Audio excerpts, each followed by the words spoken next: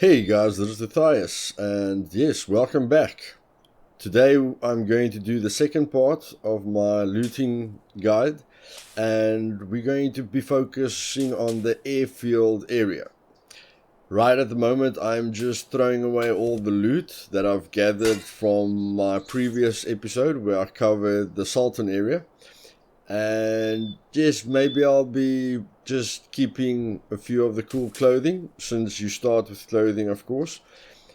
And yes, again, if you forgot in the previous episode, the Sultan episode, if you would like to see more of this kind of content, if you would like me to finish this series where I'm covering every single area on the map, then please click that like button. But if you wouldn't want me to finish the series and you'd rather want me to do something else, please leave it in the comments below what you would like me to do, and then yes, dislike the video as well, so that you guys are giving me some feedback. Now, yes, I'm sure a lot of you know where the airfield is, but not a lot of us is going to spawn there when we die or when we get into a new server. So what I like to do is going from over the bridge, which I went over in the previous video, right through to this little gravel road where we're going past the kiosk and the bridge, right up to this little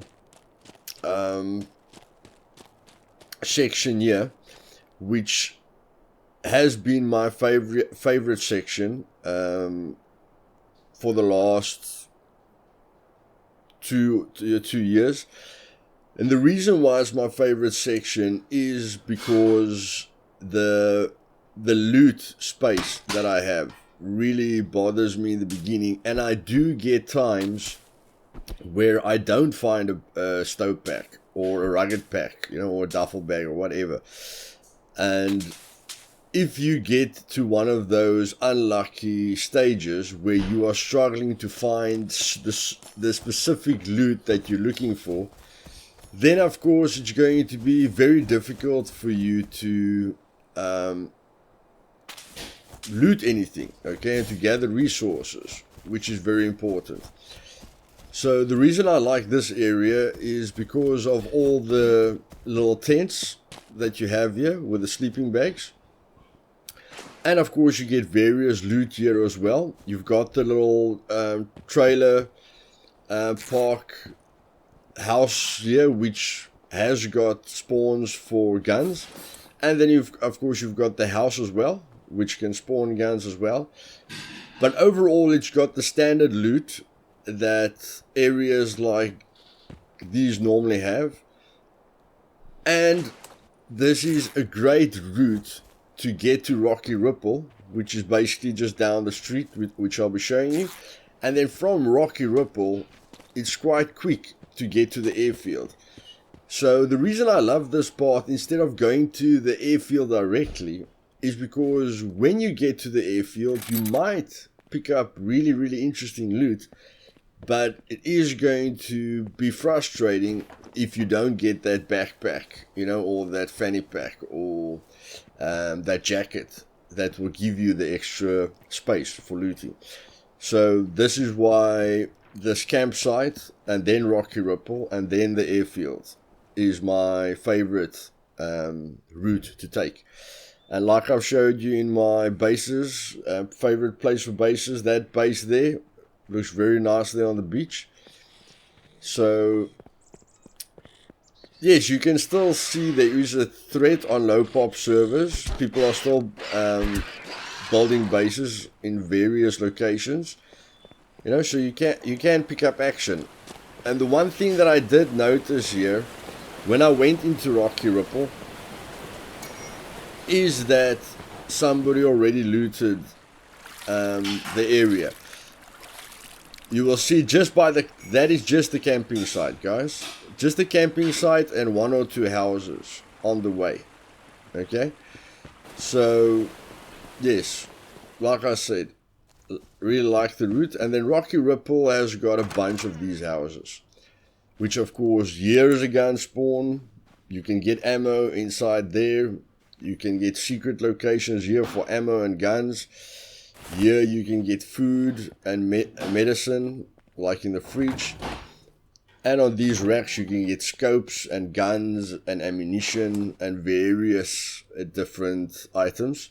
In the room, at the back of me, you can get bandages and medication. In this room, the mattress can sometimes be a secret location. There's weapon spawns here. There's backpack spawns right in there. And then right here, you guys know on this table, I found an M40. On top of that shelf, you can find a gun. Right here, you can find ammo or a gun. And then in the little room here, you can find backpacks and even guns on the shelves. So Rocky Ripple has got a bunch of these units. And every single unit has got a possibility of giving you a gun, like behind the table. Now, whether it was just unlucky timing or whether someone's been here is debatable. I don't know if he would have left that jacket, so maybe it was just bad timing. But yes, that is the loot that you can look forward to, and most of the time you will get some kind of weapon here. Okay, if your timing isn't too bad, and you can loot a few houses in the surrounding area. The chance that you're going to have a weapon is really, really good, and that will make your chance of survival so much more at the airfield, because some people still like going to the airfield, whether it is for PvP battles or sniping locations, or, you know, they just new and they don't know the looting route, so the airfield is always like a thing that people go for, you know, like in Scum, everyone camps the airfield, so, you know, people have got a certain kind of stigma to an airfield. And of course, if you look at the south of the map, the airfield is the only location on the map that looks dangerous. It was definitely the most dangerous area in the beginning, you know, of the game, but at the moment it's not a bad area, but I would say it's more or less the same to Pine Parks or Rocky Ripple, or maybe you know, the top side of Pinecrest, because yes, you are going to find cool loot. You might find a lot of gear that will look a bit cooler than the ones you can find in towns, but there isn't much difference when you're looking at the percentages of gear that you're going to get. So just like Sultan and just like any other town, clothing is going to be a big factor. And then, as you can see, I'm getting the SWAT helmet, which is very rare. I don't know when last I found the SWAT helmet, and it has got a few points that makes it better than the army helmet. And yes, at the airfield you will get some cooler gear, but in my opinion it doesn't qualify as a hotspot, because the amount of time that you have to spend in the airfield to get great loot or to be fully geared outweighs the danger. So for me, I'd rather loot Woodhaven or Sultan or the cave. I mean, really, you know, the cave, the chances that I'm going to run into someone is very scarce, and the chances that I'm going to run into more than one person is also very scarce. And of course, the chances that I'm going to be sniped by someone, especially when I'm in a residential area like Sultan, Brightmoor, Pine Parks or Woodhaven, there's not going to be a lot of angles, okay, where a sniper can get a clean headshot on me. But if you're looking at the airfield, then the military base at the bottom is very low to all the areas around it. So you've got higher ground right around you, which is prime locations for snipers. You've got a lot of buildings where you can get height from, like the office block. You've got a lot of towers that people can camp inside of and snipe you. The one thing that you've got going for you is that the airfield isn't as popular as it was years ago. Years ago, when the game came out, it was the hottest location and the most dangerous location in Miscreated. So, yes, population-wise, you're not gonna, the chances that you're gonna run into a camper is small. But again, the reward versus your time and versus the risk, in my opinion, is the same as looting Brightmoor. Okay, I wouldn't say Brightmoor. Brightmoor is very clustered. So I'd say it's the same as looting Pinecrest or Woodhaven. Okay, because Salton is a much smaller area. Like I said in the first episode, that's why it's my favorite area. And Brightmoor is also quite compact with a lot of action. Okay, because it's closer to Orchid Dam and the bunker and places like that, you're gonna, and of course it's the direct route that people take to the checkpoints and Hayward Valley. So in my opinion, Brightmoor is the hottest, the most dangerous location at the moment when it comes to getting killed, and of course it's got a lot of high ground.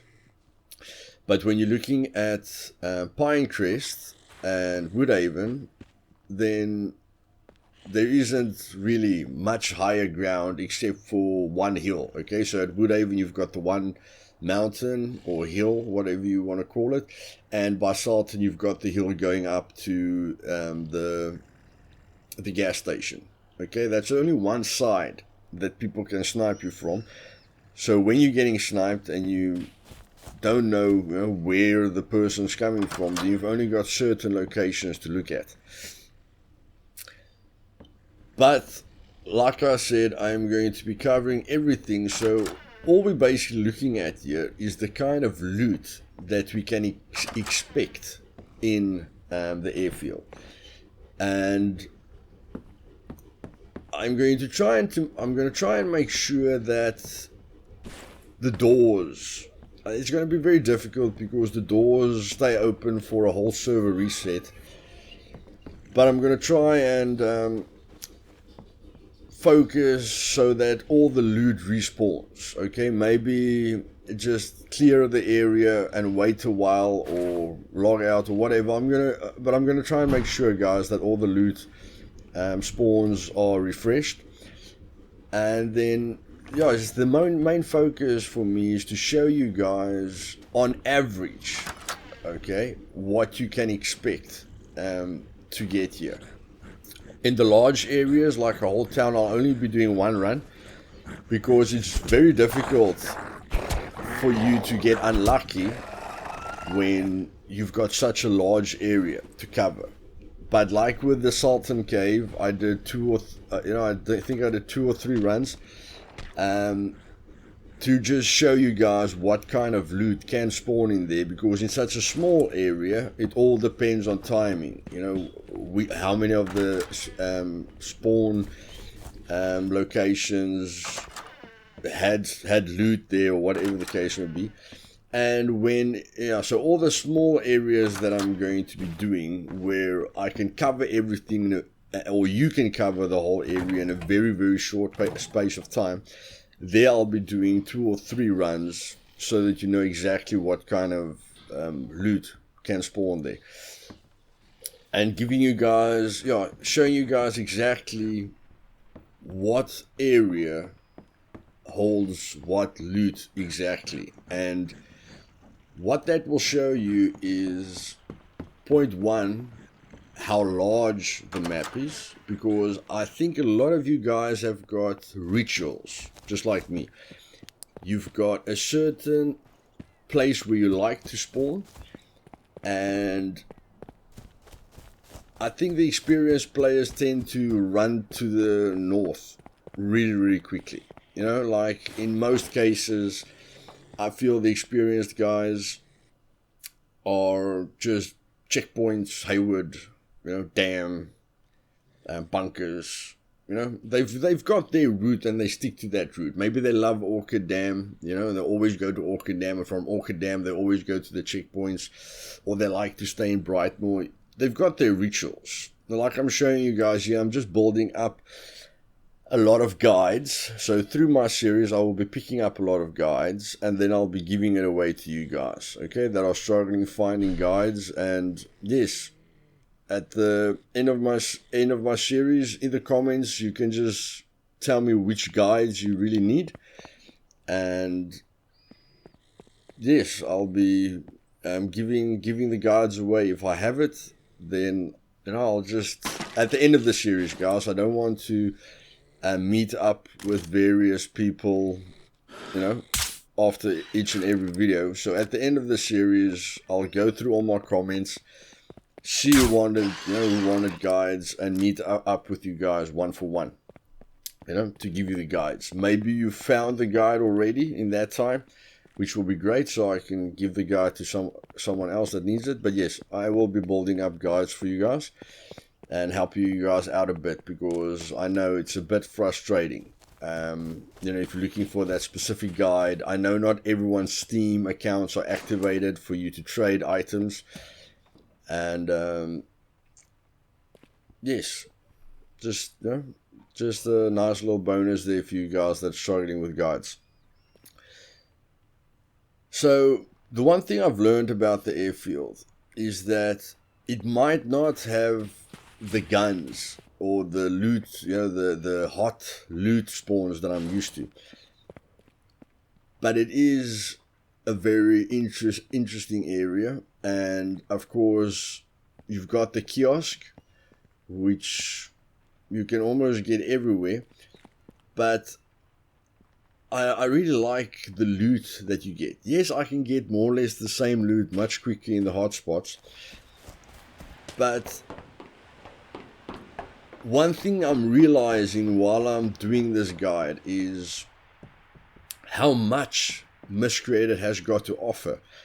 And when you're playing Miscreated with a tunnel vision, just doing the same thing over and over and over again, the game might seem small to you or frustrating and start getting boring to you, but that is because of your actions. If you really play the game like it's meant to be played, and even the lead developer, Lord Snape himself said he doesn't understand why people just PvP all the time, or what he basically meant is that's not his style of playing.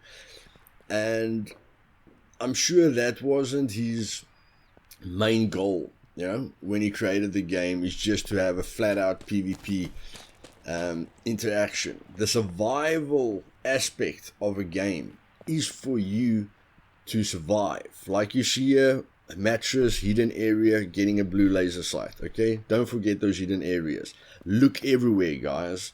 Even if you think that might just be a piece of shit lying there, glance your eyes over it. It might be a hidden location. You have got no idea how many areas I have found that is a hidden location with really, really great loot in it. So yes, getting back to it, a survival game in its essence is something that you have to live yourself into. Remember, you don't have action from step one. And that is not the purpose of the game. The purpose of the game is not you jumping into a circle and trying to kill everyone, or doing jamming the same buttons constantly to get through certain stages, or not needing to think because the game is linear and there's only one way to go. Like, for instance, a hack and slash like Diablo or whatever, where you just have to think about your loot, but the game is going to guide you in the certain route that you have to go. With Miscreated, you have to experience the game and put yourself into the game as if you're the survivor. And I've seen a lot of guys that don't care about dying. Now, don't get me wrong, I don't get angry when I die because I love the experience. I still get the thrill, but I don't get angry because it restarts my journey and it gives me another challenge and different ways of doing things. But the action is not the end goal for me. The experience, the exploration, like our forefathers did when they discovered, different continents and different islands and everything. The explorers and adventurers of the world. That is what Miscreated is about. And yes, you might discover the whole island in a certain period of time. Trust me, it will take you quite a bit of time to experience the whole map or see the whole map, but to experience every single area like we're doing at the moment, and to know exactly where all the loot spawns are. And the only way you can ever know where all the loot spawns are is by going, I'd say, 100 times through an area at different times, because different loot will spawn at different times. Okay, so as we can see, looking really cool. I love the mask, I love the SWAT helmet. We got guns, we've got ammo, so not a bad run at all. Okay, most of the time I've had worse runs than this, but this was not a bad run at all. And in my next episode, we're going to move to the Woodhaven area. So if you like this video, please guys, click that like button. If you don't like the route I'm going now with this series, click the dislike button and leave it in the comments below what you'd like me to do. And if you're new, click the subscribe button and the bell button. And as always, guys, as always, this is Luthais, and just have fun. Cheers, guys.